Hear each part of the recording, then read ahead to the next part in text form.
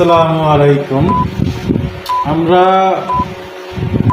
যে বিষয়টা আজকে নিয়ে বলবো সে বিষয়টা হচ্ছে বিএনপির যে চাওয়াটা এবং এনসিপি বাংলাদেশে 14 দলীয় জোট এবং আওয়ামী লীগ সাইড করে রেখে যদি আমরা বাকি রাজনৈতিক দল বাংলাদেশের রাজনীতি করতেছি, হ্যাঁ,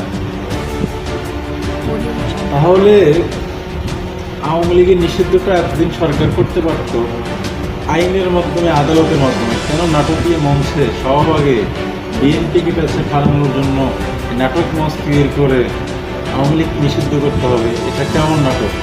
এই নাটক আমরা মানব না। বাংলাদেশের প্রত্যেকটা বিশ্ব রাজনীতি, বিশ্ব রাষ্ট্রবিজ্ঞান, বিশ্ব রাজনীতি প্রত্যেকটা দেশের রাজনীতি আছে। বাংলাদেশের রাজনীতি দুর্নীতি যারা পরিমাপ করা যায় না, এটা নিরপরিপক্ষ। নিজের পরিপক্ষ বিষয়টা ধরা পড়লাম, ইনশাল্লাহ সব ঠিকঠাক হয়ে যাবে। তারপরেও ইনশাল্লাহ